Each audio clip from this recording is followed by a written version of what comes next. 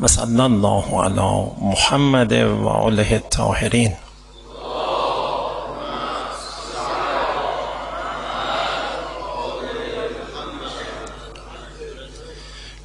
موضوع بحث ما سلوک اجتماعی بود. ابتداءً یک چند جلسه‌ای در باب سلوک توضیحاتی داده شد که اساساً سلوک به چه معناست.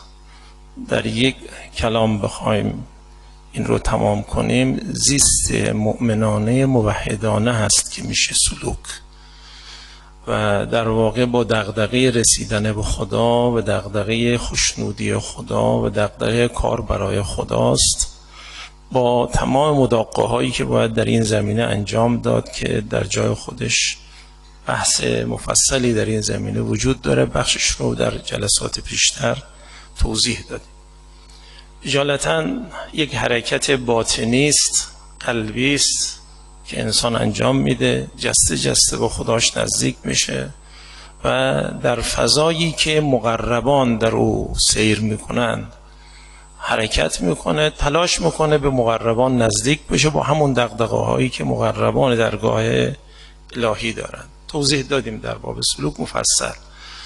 اجالتا باید از تعشقات گذشت، از تعلقات گذشت، تعلقاتی که مانع ما میشه و دست و پای ما رو میبنده. بشریم، از این تعلقات و تعشقات زیاد داریم. آمدیم به دنیا، اون آداب و رسوم اجتماعی هم گاهی ما رو با برخی از تقیدات و تعشقات آشتی داده، یا بلکه بگیم خط داده، جهت داده، به هر دلیلی در ما پدید میاد. ولی آهسته آهسته میشه در جامعه به گونه‌ای زیست کرد که این تعشقات کم بشه، بلکه در نفس حرکت اجتماعی که دین حالا بهش اشاره میکنه میگه چجوری تو تعشقات رو کم کن، تعلقات رو کم کن، سلوک کن. این رو میگه. سلوک عملا همچه خاصیتی داره که ما رو میخواد به خدا برسونه، ما رو میخواد به اون کمال نهایی بندگی که دین معرفی کرده برسونه. اون مخ دین و عمق دین چون این چیزی رو توصیه میکنه و ما او رو داریم فی الجمله مطرح میکنیم. و بعد عرض کردیم ما درست نمیتونیم خیلی از مراحل را در آغاز برای خودمون داشته باشیم، ولی میشه اندکی در این مسیر حرکت کرد، میشه این منطق رو داشت، میشه این گونه زندگی کرد، میشه جوان از همین اول خودش رو درست کنه. احتیاج نیست که بگیم خب این که الان نمیشه، نه، از همون اول اگر کسی بخواد دغدغه این معنا رو داشته باشه، بعد از مدت میبینه خیلی راحت در پستوی ذهنش آمده، در صفحه جانش قرار گرفته، بعضی از منطقه‌هاشو تغییر داده، برخی از رفتاراش تغییر داده، جسته جسته خودشو داره نزدیک میکنه. خودش راهه، نه اینکه یعنی ما اصلا اوایل گفتم حتی حداقلی اندکی از او رو در خودمون پیاده کنیم خیلی راه رو طی کردیم. گفتیم بعد از بحث سلوک رسیدیم به بحث سلوک اجتماعی که اساساً دین در سلوک چه دعوتی داره، اونی که دین خودش داره. ما عرض کردیم اینجا در عینی که سلوک یک امر باطنی است که تا آدم میگه باطنی خیال میکنه خب پس دیگه باید از بیرون برید، از جامعه برید، آدم همچی چیزی به ذهن میاد. دین سلوکش رو اجتماعی بسته. کف کار گفتیم اینه که یک سلوک سازگار با اجتماع رو معرفی میکنه. یعنی میشه سلوک داشت و در جامعه هم بود، ولی سقف کار اگه از دین بخواید بیش از اینه. اصلا حرکت سلوکی که دین خود راه میندازه به شکل اجتماعی و دعوت هم میکنه و توصیه هم میکنه و راه هم میده و میگه چه کنید، که انشاءالله ما باید برسیم به این مراحل. ما برای اینکه این مسئله رو درست کنیم گفتیم بیایم بنیادها و مبانی اندیشه سلوک اجتماعی دین رو بررسی کنیم. 3 تا رو قبلا گفتیم که این 3 تا به بخش عمل مرتبط بود، توضیح دادیم. من به سرعت نام میبرم، وقت نمیخوام بگیرم چون قبلا گفتیم، توضیح دادیم. یکیش این که آنچه دین حتی برای سامان دنیا تشریع کرده لبریز از توحید. اینو توضیح دادیم که اساسا هر چه دین تشریح کرده 3 ساحت دنیا و آخرت و فوق آخرت یعنی توحید تو خودش داره. توضیح دادیم مختصری بعدی که بتونیم این بحث رو پیش ببریم. این یک. دوم، اصل راهی که دین معرفی میکنه ان اعبدونی هذا صراط مستقیم، راه بندگی است و بندگی رو جوری توضیح میده که دیگه بندگی ساحتی دون ساحتی نیست. همه ساحت‌های انسان باید با بندگی آمیخته بشه، چه اجتماع چه مسئله فردی، هر جا هر حوزه‌ای قرار میگیره، در هر جایی در هر ساعتی قرار میگیره باید اندیشه بندگی باشه، باید بندگی خدا بکن. تا این رو اگر جدی کنید، مخصوصا اون مغز بندگی را اگر کسی متوجه بشه میبینه که این خود سلوک. دو.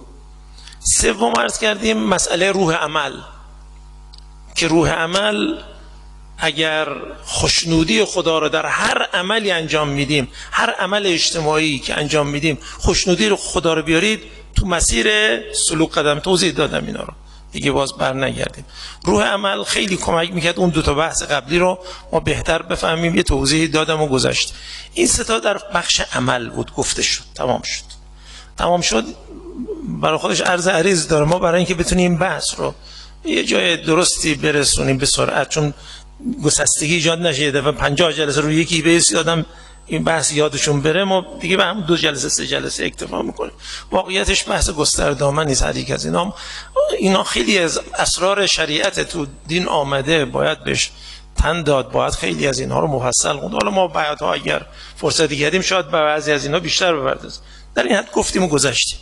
از جلسه قبل رسیدیم به بخش نظر، بنیادها و مبانی که برای اندیشه سلوک اجتماعی میشه تصویر کرد. چه چیزهایی هست؟ 3 تا در عمل گفتیم، عرض کردیم. یه دسته از اموری هست مثل مباحث هستی شناسانه توحیدی، یکی از اوناست که من الان میخوام ورود کنم، اندکی هم در جلسه قبل ورود کردیم.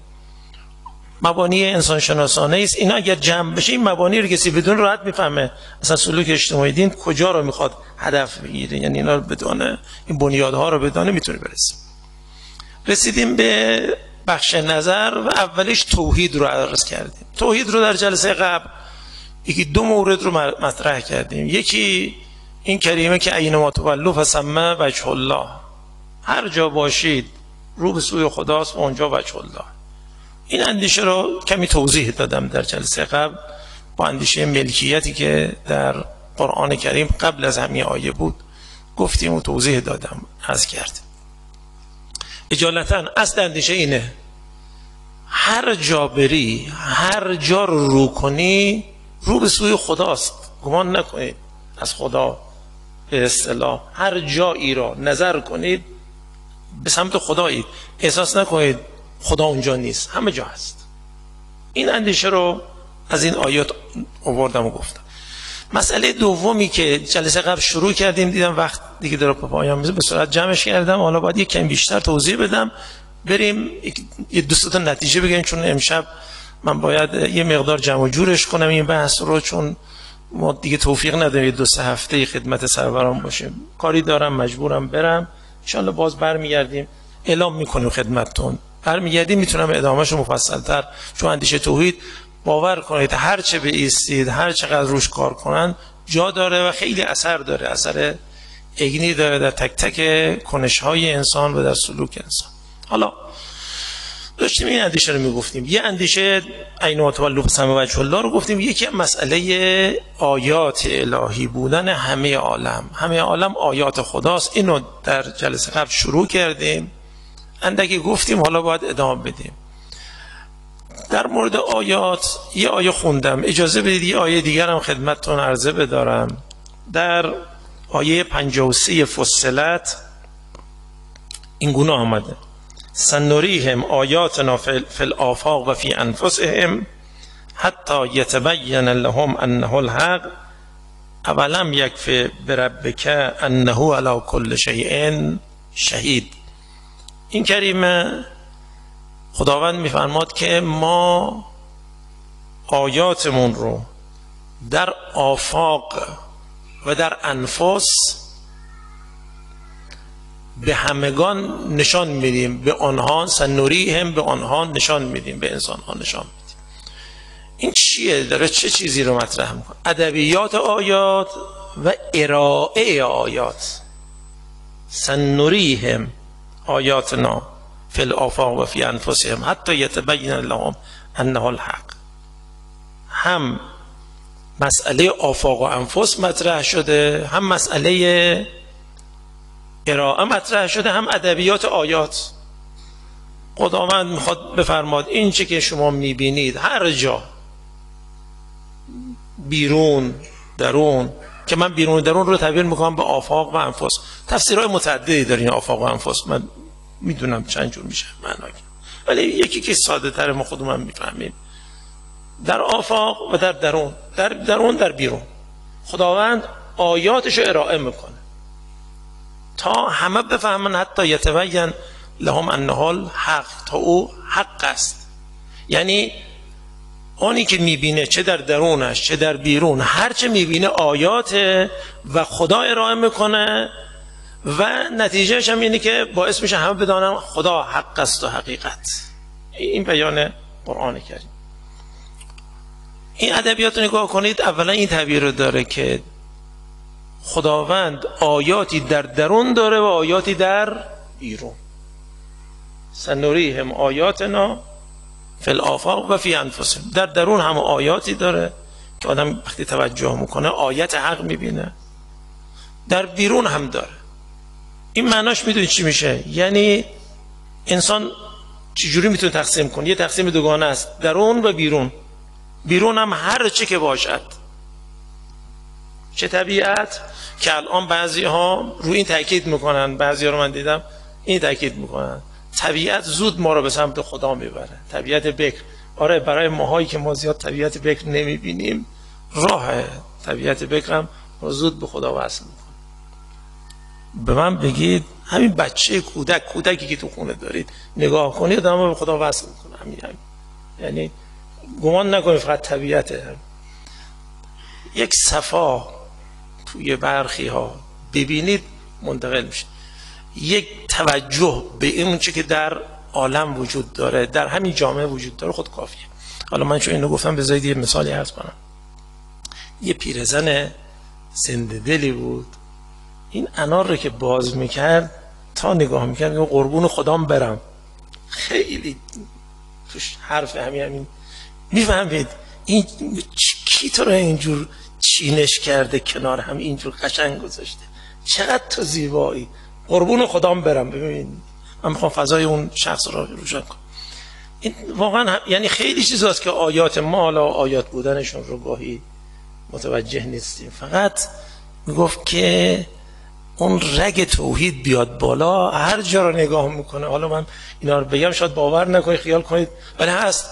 بنده خدای میگفت من داشتم خیابون راه میرفتم، دیدم صدای آژیر آمبولانس میاد، دیدم عجیب دل کشوند به سمت خدا. ما بگیم بابا این آژیر چه ربطی به چی داره؟ ولی برای این هست، این کسی که آماده بشه همه چیز ما رو وصل میکنه و گاه تنبه داره، حرف داره، یعنی هیچ کاری نشده، حرف داره، سخن داره، نکته ها داره براش. اینجوری هست. خیلی ها رو داریم کسانی که اهل میشن اینجوری میبینن و خودمون هم میبینیم. بنده خدایی میگفت آره گاهی حالم خوشه اینجوری هستم، گاهی حالم خوش نیست، اصلا خبری نیست. خودش هم میفهمید که مثل اینکه حال خوش میخواد اینها، ولی واقعا تو عالم هست، تمام عالم هر جاشو بنگری. خواستم بگم اونی که میگه تو طبیعت ناب برید راسته. طبیعت ناب و بکر ما وقتی توش میریم این پرده ها کنار میره، وصل میشه. انواع راه ها داریم. حالا حتی بعضی از اینها شاید ما احساس کنیم اینا که چیزی مهمی نیست، ولی برای افرادی که اهلشن گزارش هایی که کردن برید نگاه کنید. بنده خدایی میگفت من مسئول موظفی داشتم، باید میرفتم دنبال کسی، رفتم تو کوهستان، تو کوها و یه جایی بود خلوت شد، نزدیک به اصطلاح مثلا نزدیک 4 بعد از ظهر، اینها هوا روشن، ولی این کوههایی که بود یه دفعه دیدم ابهت منو گرفته، دیدم وصل شدم به خودم. یعنی حتی اینا هم آیات به انواع. من خواستم اینو بگم، ادبیات آیات یادتون باشه، آیات برخوش عرض عریض داره، معانی متعدد داره، همه نشانند تا ذاتش نشانه است که من جلسه قبل به این ذات نشانه است و اشاره، همه نشانه است، همه چیز تو عالم همه چیز نشانه است. این در قاعده این عالم است. بذارید من این آیات رو بخونم. آیات سوره رومه. تو سوره روم خیلی صحبت آیات اومده. من 2-3 تا آیه رو میخوام همینجوری فقط بخونم که ببینید این سبک این آیات گفتن چه جوریه.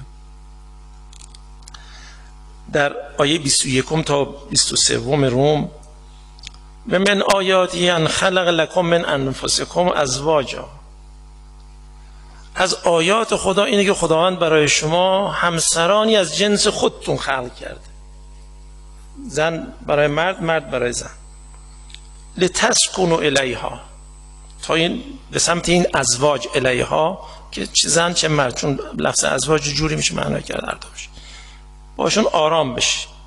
و جعل بینکم مودة و رحمه، و بین شما مودت و رحمت قرار داد.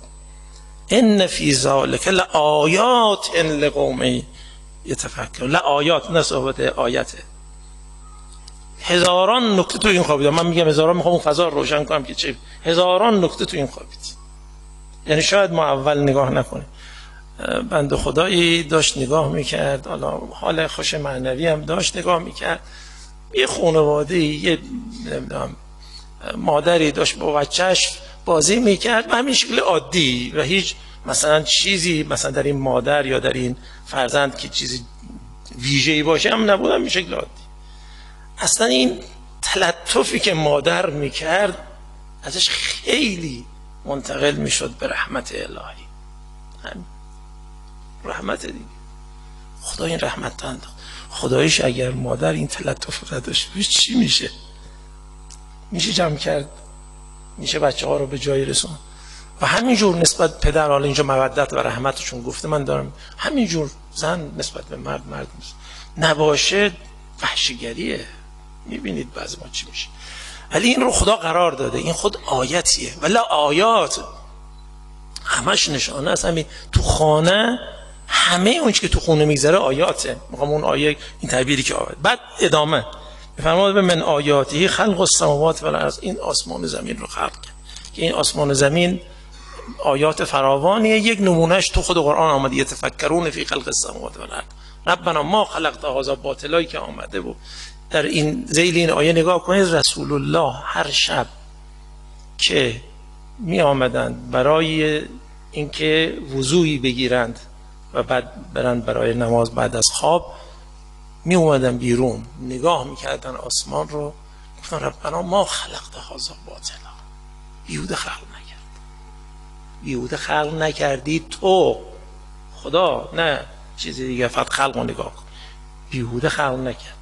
و من دیدم بعضی ها این لرزه بر اندامشون میفته وقتی اینها رو میبینن، تو تفکر میکنن، لرزه بر اندامشون میفته، توحید رو، اون حکمت خدا رو، اون رحمت خدا رو، و حالا هر زیبایی خدا رو. زیبایی هم عجیبه.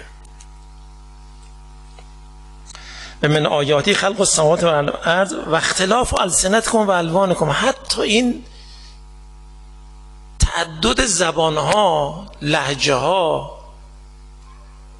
انواع گویش ها، همه اینها رو خدا به عنوان آیات خود. حالا چرا چجوری؟ من الان قصد ورود نمیخوام. ببینید چجوری نگاه می‌کنه قرآن به همه جا آیت آیت آیت.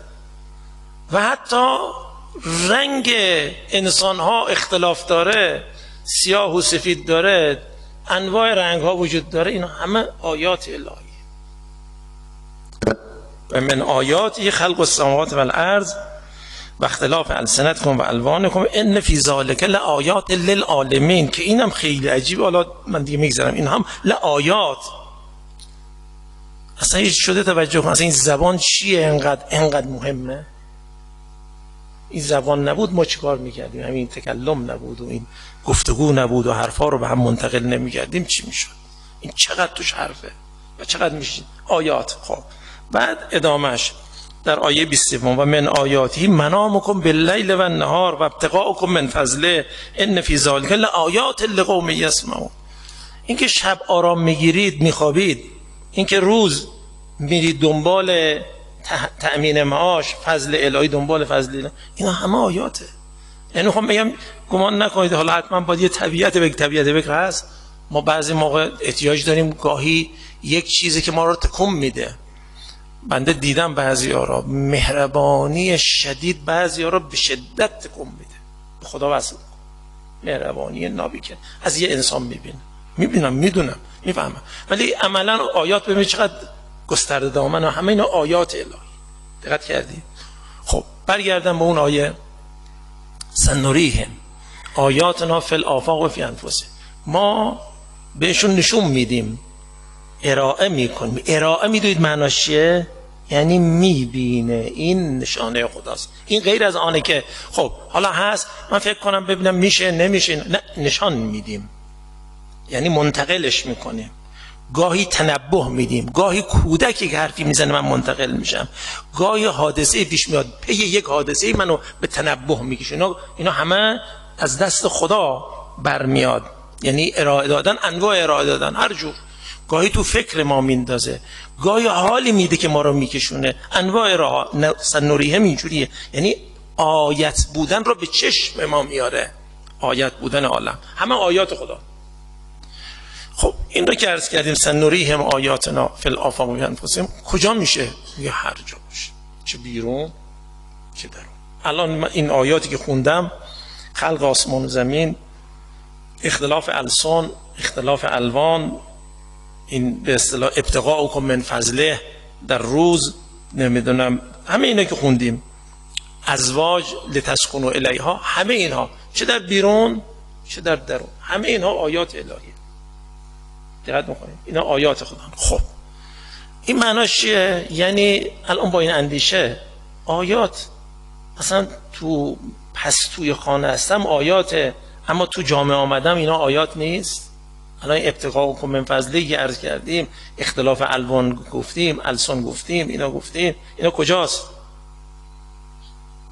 این به اصطلاح در باب ازواج گفتیم، این دیگه بحث خود ما نیست که، گاه در درون گاه بیرون. بیرون هم یعنی همه اینها، همه میشه آیت.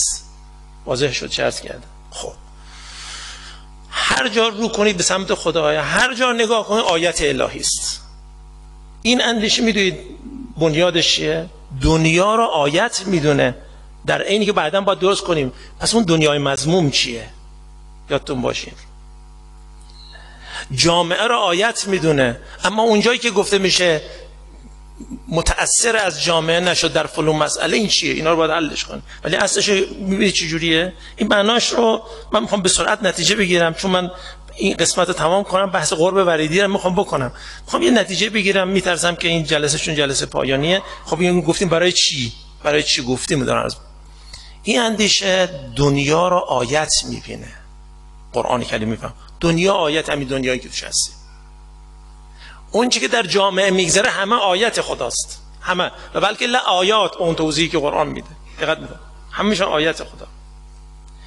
این اندیشه جامعه رو مانع نمیبینه.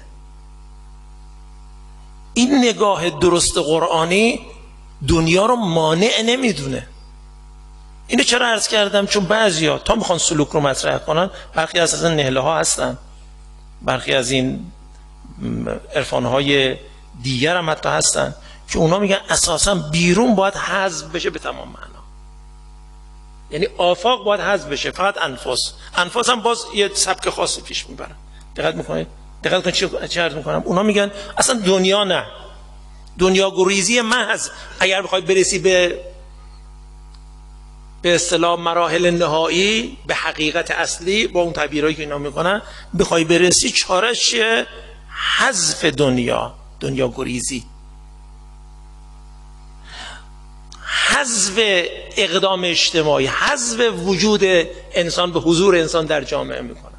میگن اینجوری باید برسی. چرا؟ چون اینا همه رو مانع میبینن. در فرهنگ قرآنی اینا مانع یا آیته. این مانع یا هر جا نگاه میکنی رو به سوی خدا ایستادی، وجه الله. این نگاه قرآنی که حقیقت هم هست، واقعیت هم همینه. یعنی کجای عالم آیت خدا نیست؟ همه جا مخلوق خداست، همه آیت خدا.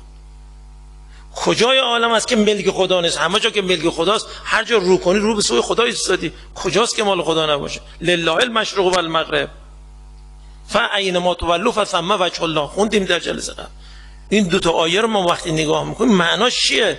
معناش اینه که همه جا جای حضور خداست، جای ظهور خداست، جای دیدن خداست، نشانه، جای نشانه خداست. خدا رو باید در او دید، به سمت خدا باید منتقل شد از طریق او. خب اگر این رو میگید، این معناش چی میشه؟ معناش این میشه که دنیا مانع نیست. در اندیشه دینی دنیا مانع نیست، در اندیشه دینی جامعه مانع نیست، بلکه الان با این توضیح باید گفت که بلکه اتفاقا راه رسیدن به خداست، چون اینا توش خدا پیدا میشه، توش خدا باید دید. این نگاه اگر کسی دقت کنه نتیجهش اینه، هیچگاه نباید اون دنیاگریزی محض از دل او در بیاد. دنیاگریزی دین خیلی دنیاگریزی دقیقی است. ما انشالله بعدها که رفتیم جلو بحث سلوک اجتماعی رو کردیم، مسئله دنیا، انعزال، تک تک اینا رو باید بحث کنیم، میکنیم. ولی الان من خواستم از همینجا، همین بنیادی است، باید بهتون بگم. حالا همین را که اینجا گفتم یه نتیجه به سرعت هم بگیرم. یادتون باشه خیلی از معارف خط دهنده به عمل ماست. من این رو انشاءالله بعدا مفصل میگم، چون باید جایگاه این نظریات رو در عمل هم بگیم که چه اثری داره. خط دهنده عمل ماست. یعنی شما میخوای کاری بکنی، اگر نگات این باشه اینها هیچی، همش مزاحمه، نوع نگات این اصلا آیت نیستن، تا اینو گفتی میذاری کنار، در کنشت اثر میذاره. ولی تا قبولش کردی میاد سر سفره، بلکه راه میشه برات.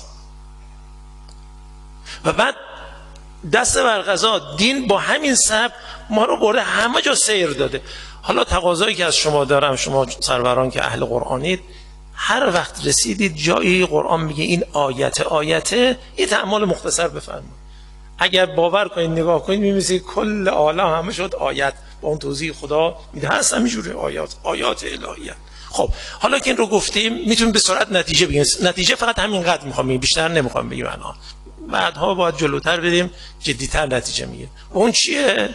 دنیا مزاحم نیست، بلکه به من بگی از دنیا مزرعه الاخره و مزرعه التوحید. یعنی اگه بخوام از دین بفهمیم، دین این بیان رو داره، دنیا مزرعه آخرته، مراحل نهایی آخرت رو هم که میشه توحید از کجا باید پیدا کرده؟ همین دل دنیا، از جای دیگه نباید به دست. چی میگه؟ حتی اونی هم که میگه باید از دنیا فرار کرد، ازش در رفت، واقعا اگر نگاه کنی از دنیا نمیتونه فرار کنه. مگه میشه انسان شأن بدنی داشته باشه، با این بدن بخواد کار کنه، بگه من هیچ کاری بهش ندارم؟ مگه میشه؟ صدرا توضیحی داره، میگه این که هست شریعت این همه دستور در باب بدن و دنیا داده. اصلا دنیای ما باید آباد بشه به نحو درست، انسانی، توحیدی، اخروی. یکی از آقایون میدونی چی تعبیر میکرد؟ گفت ما دنیا رو که اینجا در دنیا زندگی میکنیم، ما باید در دنیا آسمانی زندگی کنیم، آسمان رو باید آورد رو زمین. یعنی اصلا انسان اصلا شأنش اینه، اونی که خدا داره افتخار میکنه به ملائکش، من خلیفه ای دارم میارم، که اونا گفتن مگه این شخص میاری این فساد میکنه تو زمین، این خونریزی میکنه. خدا میگه من چیزی از اون میدونم. اون چیز میدونی چیه؟ این تعلیم اسمایی که بهش داده میشه، او باید خلیفه فل ارض. نگاه کنه، انی جاعلان فل ارض خلیفه، باید در زمین آسمانی بود، در زمین موحد بود، زمین رو توحیدی کرد، زمین رو بهش کرد، فوق بهش کرد. این کار رو باید بکنه و این راهش نوع نگاه به دنیا باید درست باشه، همون نوع نگاه درستی که شریعت فرموده. یعنی اینی که الان دین میگه خلاف واقع نیست، مر واقع است، مغز واقع است، هیچ خبطی توش نیست، هیچ خطایی توش نیست. حقیقت اینه، عالم همه آیات الهی هن، عالم همه وجه الله هن، همه دارن خدا رو نشون. خب اینو که خیلی راحت میشه پذیرفت.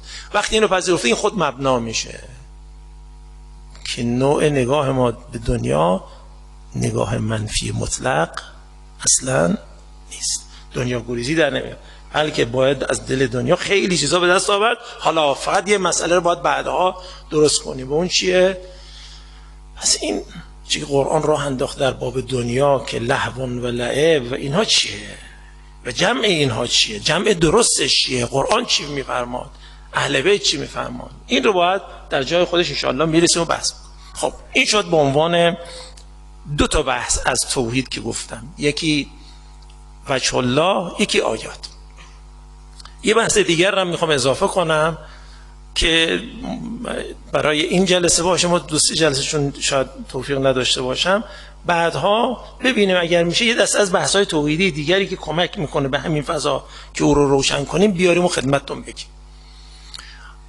بحث سومی که از همین آیات در باب توحید باید بهش پرداخت، مسئله قرب وریدی حضرت حق. و این هم خیلی اندیشه عجیبی است در قرآن. حقه ولی شگفت اثرش، شگفت حضورش در عمل ما، شگفت در انسان ساختن، شگفت در سلوک. همین میخوام پایه کار رو درست کنم. اون چیه؟ تعبیر میفرماد هو معکم اینما کنتم، هر جا هستی خدا با شماست. و این یه لطفی داره. مؤمن همینقدر که اینها رو میخونه میره تو پستوی خونه میبینه با خداست، میاد تو کوچه میبینه با خداست، میره تو بازار میبینه با خداست، میره تو معامله میبینه با خداست. کجای کدوم عمل ماست که با خدا نیست؟ کدوم اقدام ماست که با خدا نیست؟ یعنی خدا همراه ما نیست. هو معکم اینما کنتم. و بعد قرآن جوری توضیح میده این معیت رو که نحن اقرب الیه من حبل الورید، از رگ گردن نزدیکتر، یعنی هیچ فاصله با ما نداره. و بلکه جوری که اگر من اینجا نشستم میگم ای خدا دارم دعا میکنم، که حضور حق رو مثلا در دعای حقیقی که میکنیم حضور حق رو میابی، حس میکنیم. یه نفر کنار من نشسته، من آهسته در دل میگم ای خدا، او نمیشنوه، او اصلا، ولی کسی هست اینجا هست با منو میشنوه. سمیع قریب مجیبه، در بحث‌های دعا اینو میگیم دیگه. این قرب رو میبینید چیه؟ این چه قربیه؟ این قربی که گفته میشه، این قرب اسمش میذارم قرب وریدی، از رگ گردن نزدیکتر. حالا بعضی گفتن حالا رگ گردن یا نمیدونم یک رگی در قلب، حالا اون دیگه بحث خاصی نیست که بخوام الان روش بیستیم. واضح هستم جزم نحن اقرب الیه من حبل الورید. و این رو گفتید میبینید معناش چیه؟ این یعنی من هیچ جا نیست که برم خدا با من نباشه، هیچ جا نیست که من برم خدا منو نبینه، هیچ جا نیست که من خدا رو خطاب کنم خدا نشنوه. واضح هستم چه عرض میکنم؟ اینو میگن قرب وریدی. خب این قرب وریدی رو اگر کسی در نظر بگیره، جامعه، کوچه، بازار با خانه و خلوت فرقی داره؟ فرقی داره؟ فرقی. تو جنگم باشی با تو معامله‌ای که تو بازار میکنید با تو، برخوردی که با همسر میکنید تو خونه با تو، خودت هم خلوت کردی هیچ کس هم نیست با تو. واضحه؟ این اندیشه اگر بیاد نتیجهش چیه؟ نتیجهش اینه، این اندیشه میگه هر جا هستی، تو جامعه هستی، تو کوچه و بازاری، تو معامله‌ای، تو اقدام اجتماعی، خدا با تو هست. این معیت ازش تبدیل می‌کنه به معیت تکوینی. کنارش هم یه معیت دیگه گفته که انشالله حالا باید بشم باز بپردازم، من اشاره میکنم دیگه، باید جمع و جورش کنیم. یه اشاره میکنم، معیت تأییدی، یعنی نه تنها با آدم هست، مؤمن و کافر هر کی باشه خدا باش هست، ولی با مؤمن یک نوع معیت دیگه هم داره، تأییدش هم میکنه، هست و تا میبینه کار خوش میکنه خیلی خوش، خدا حمایتش میکنه، هدایتش میکنه، تأییدش میکنه. این تعبیر رو میگن معیت تأییدی، یعنی نه تنها میتونه همیشه باش هست تکویناً، مؤمن رو هم همیشه کمک هم، عجب کاری کردی و به به پس بیا، این نتیجهش اینجوری. والذین جاهدوا فینا لنهدینهم سبلنا و ان الله لمع المحسنین. کسانی که این جهاد فینا دست به غذا بحث سلوک، همین حرکت اجتماعی که آدم باید بکنه، یا هر جا هر کار سلوکی که میکنه، هر کار معنوی که میکنه، جهاد فی الله که میکنه، حالا توضیح ان شاء الله بعدا، والذین جاهدوا فینا لنهدینهم سبلنا، ما بهشون نشون میدیم چیکار کنه. چرا؟ ان الله، چون خدا مع المحسنین باش است. این میت چه نوع میتیه؟ میت تاییدیه. یعنی اگه اینا رو آدم بدونه چه قوتی در مؤمن ایجاد میکنه در حرکت اجتماعیش و چجوری با خدا معامله میکنه در حرکت اجتماعیش و چجوری با خدا صحبت میکنه در حرکت اجتماعیش و چجوری هر بار به خداش رجوع میکنه در حرکت اجتماعیش. میخواستم بگم یعنی چقدر زمینه داره، چقدر این قوت داره ما رو در حرکت. یعنی به تعبیری هر لحظه هست از یک طرف با خداست. یادتونه من قبلا عرض کردم ادبیات احتساب محتسبا که تو بیان ابا عبدالله آمده در روز عاشورا و در آیات در روایات بهش اشاره میشه. اون ادبیات خیلی عجیبه. میگه خدایا تو شاهد باش، یعنی ابا عبدالله میگه من به حساب تو، خدایا تو شاهد باش، به حساب تو چنین کردم محتسبا. یعنی تو صحنه اجتماعی داره کار میکنه، اون قرب وریدیش و اون تایید قرب تاییدیش او رو چیکار کرده؟ به جای رسونده. راحت میگه خدای تو شاهد باش. داره میجنگه، داره از اسب بر زمین میفته، ولی باز خدای تو شاهد باش محتسبا. این ادبیات. همین تعبیری که انه بعین الله، تعبیری که باز ابو عبدالله بخاری در قرآن هم آمده که در منظر و مرعای خداست. نگاه کنید وقتی علی اصغر به شهادت میرسه میفرماد هون علی، ابو عبدالله هون علی ما نزل بی، این مصیبتی که آمده بر من آسانه. چرا؟ انه بین الله، در منظر و مرعای خداست. چه ظرفیت سنگینی داره این انسان رو میکشونه تو صحنه اجتماعی. هر کاری میکنه از یک طرف اینجاست، از یک طرف تو آسمانه، از یک طرف اینجاست، از یک طرف با خداست. حالا یادتون باشه اینو بعدا من توضیح میدم. میخوام چی بگم؟ یه ظرفیت سنگین اندیشه نظری است، حقیقتی است که مؤمن از قرآن این حقیقت رو که میفهمه در جان خودش پیاده میکنه، اثر عملی داره در تک تک اعمالش. این قرب وریدی.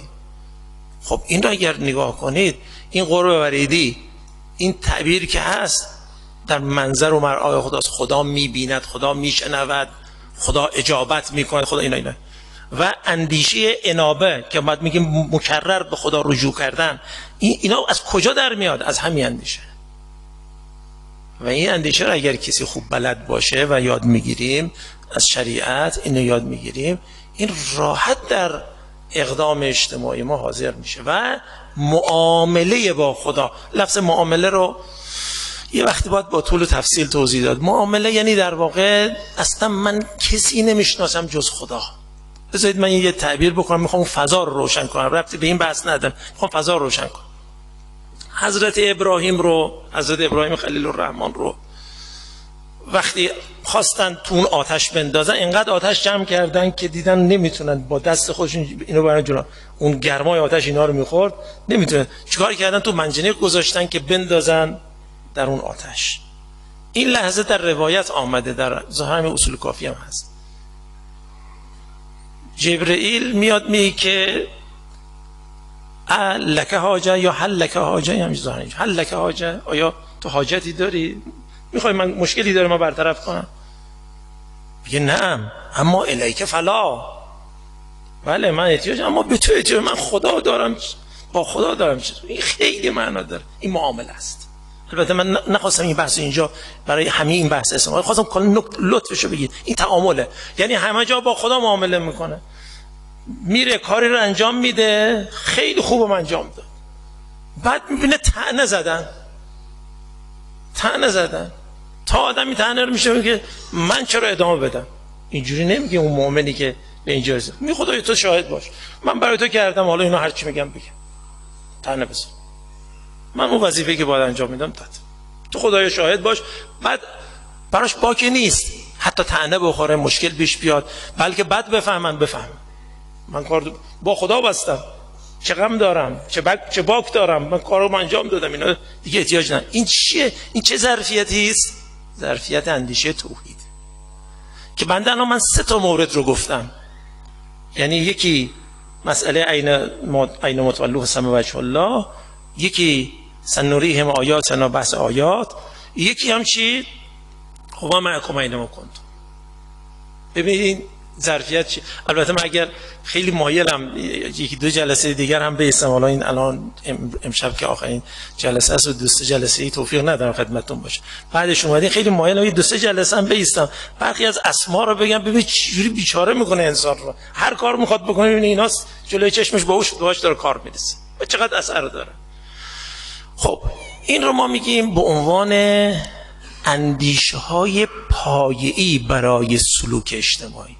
اگر اینها نیاد شما در سلوک اجتماعی نوع نگاهتون به خدا اگر یه جور دیگه بشه، همون گونه که بعضیا گفتن، اصلا نمیرن تو جامعه، اصلا راه جامعه بسته است، اصلا راه دنیا بسته است، باید از اینا بگذری و بگریزی تا برسی. اینجوری میگن، اون نحوی که اینا میگن دنیا گریزی محضه، اون نمیشه. این دین این کار نمیکنه. دلیلش چیه؟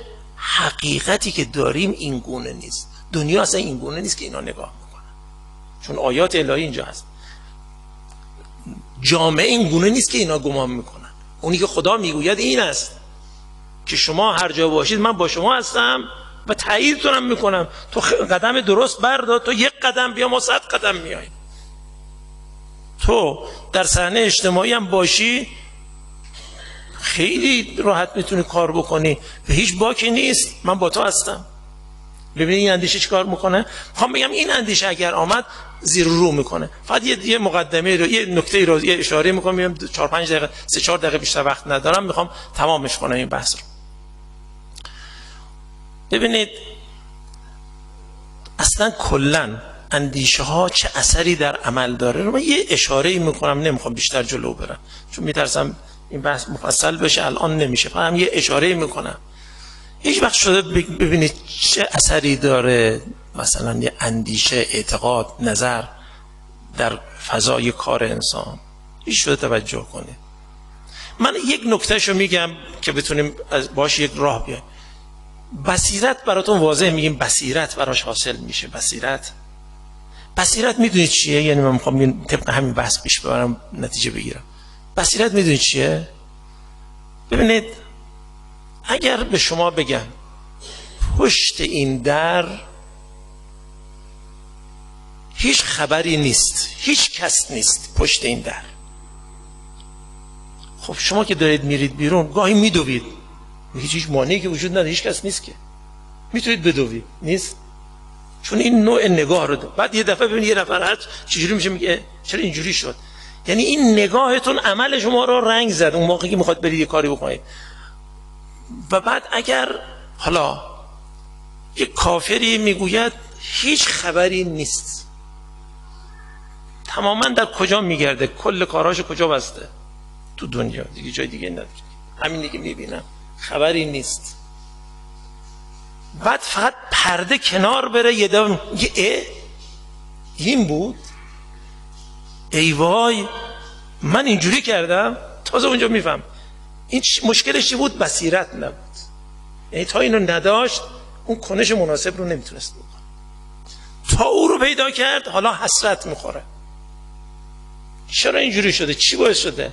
چون حقیقت براش منکشف نه، ظلمت بود.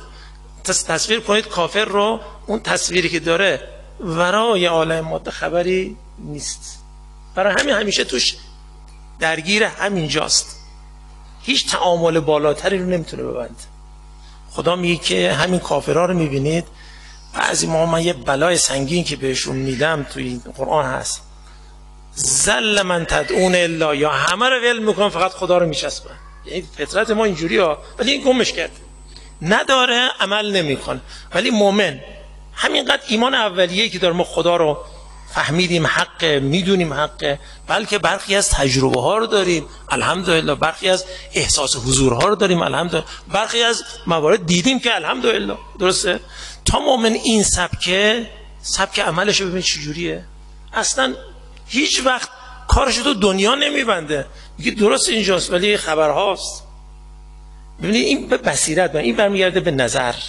باز هستم چه نظر بصیرت آفرینه، روشنی بخشه، نور ایجاد میکنه، فضا رو روشن میکنه، من میبینم طبق اون عمل میکنم. دقت میکنه. بر اساس این لذا ما برای سلوک یک کنش، یک اقدام، یک عمله نیاز به اندیشه‌های نظری داریم. از جمله این نظرهایی که در باب توحید گفته شد 2-3 تا رو گفتیم.